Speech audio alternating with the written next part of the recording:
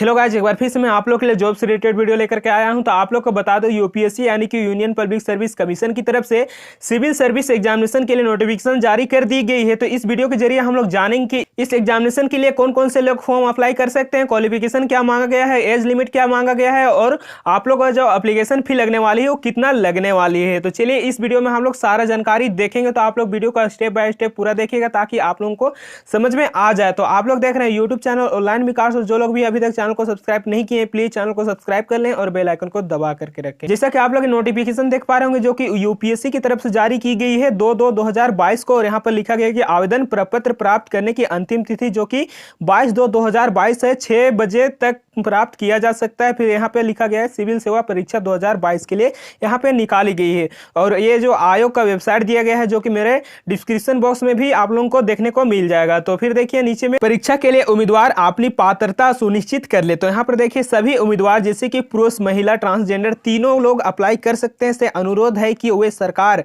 कार्मिक और परीक्षण विभाग द्वारा अधिसूचित सिविल सेवा परीक्षा के लिए नियमों एवं इन नियमों के तैयार परीक्षा के लिए इन नोटिस को ध्यानपूर्वक पढ़े।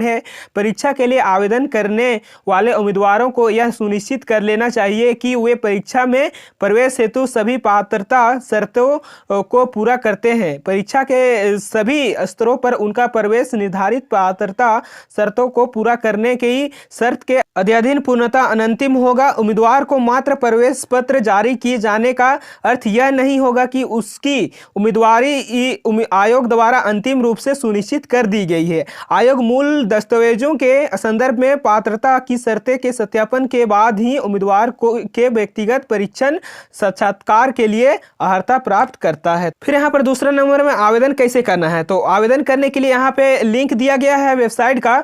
तो ये वेबसाइट का लिंक मेरे वीडियो के डिस्क्रिप्शन बॉक्स में आप लोग जा करके देख सकते हैं, और वहां पर से भी आप लोग फॉर्म को अप्लाई कर सकते हैं। तो यहाँ पर बताई गई है, तो आप लोग अच्छी तरह से पढ़ लीजिएगा, क्योंकि मैं इसको पढ़ के आप लोग को नहीं बता रहा हूँ, क्योंकि पढ़ने लगूँ सभी चीज़ों को तो बहुत लंबा वीडियो हो जाएगी और आप लोगों को भी बोरिंग लगने लगेगा। तो आप लोग इसको पढ़ लीजिएगा। मैं इस पीडीएफ को मेरे टेलीग्राम चैनल पर मैं दे दूंगा, जिसका लिंक डिस्क्रिप्शन में दिया हुआ है। फिर देखिए यहाँ पर तीसरा नंबर में क्या लिखा गया, आवेदन पत्र भरने की अंतिम तिथि क्या है। तो देखिए ऑनलाइन आवेदन पत्र भरने की अंतिम तिथि 22 फरवरी 2022 है, 6 बजे शाम तक भर सकते हैं, जिसका लिंक यहाँ पे दिया गया है भरने के लिए, जो कि मैं पहले भी बताया था इससे पहले कि मेरे डिस्क्रिप्शन बॉक्स में मैं ये लिंक को मैं दे दिया हूँ। तो वहाँ पर से आप लोग अप्लाई कर सकते हैं। तो आप लोग जाकर के एक बार चेक कर लीजिएगा। फिर देखिए यहाँ गलत उत्तर के लिए क्या कहा गया है, उम्मीदवार यह नोट कर ले कि वस्तुनिष्ठ प्रकार के प्रश्न पत्रों में उम्मीदवार द्वारा किए गए गलत उत्तरों के लिए दंड यानी कि ऋणात्मक अंक दिया जाएगा। फिर देखिए यहाँ पर पांचवा में उम्मीदवार के मार्गदर्शन है तो सुविधा काउंटर। तो आप लोग अगर कुछ भी डाउट है, कुछ भी पूछना चाहते हैं, तो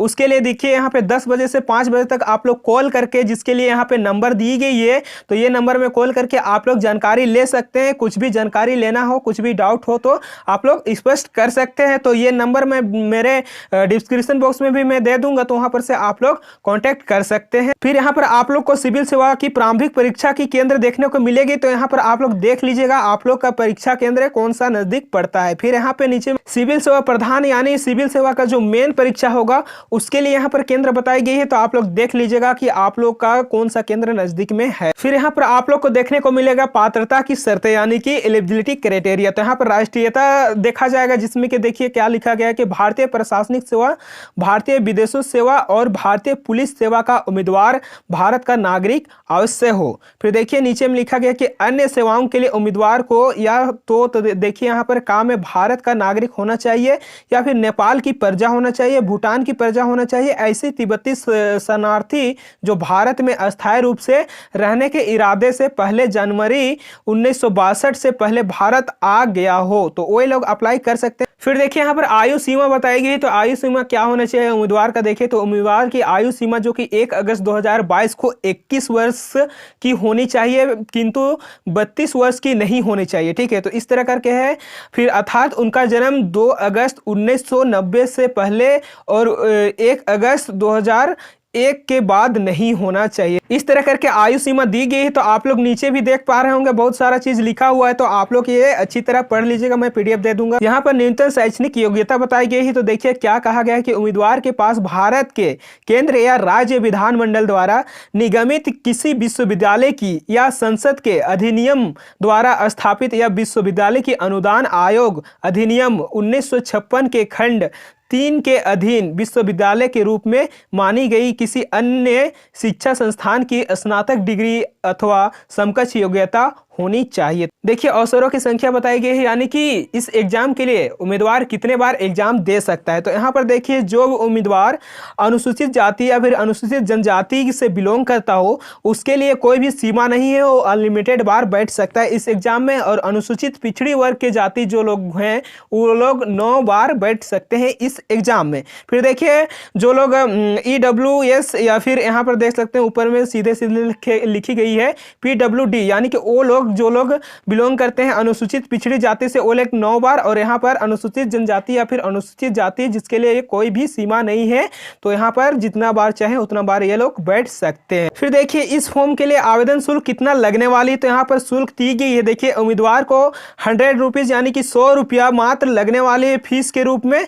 और यहाँ पर अनुसूचित जाति, अनुसूचित जनजाति, महिला या फिर बेंच मार्क दिव्यांग व्यक्ति श्रेणी के उम्मीदवार को छोड़कर जिन्हें कोई शुल्क नहीं देना होगा। तो यहाँ पर देखिए यहाँ पे छूट दी गई है ST SC और यहाँ पे महिला, बेंचमार्क और दिव्यांग व्यक्ति के लिए कोई भी शुल्क नहीं लगेगा।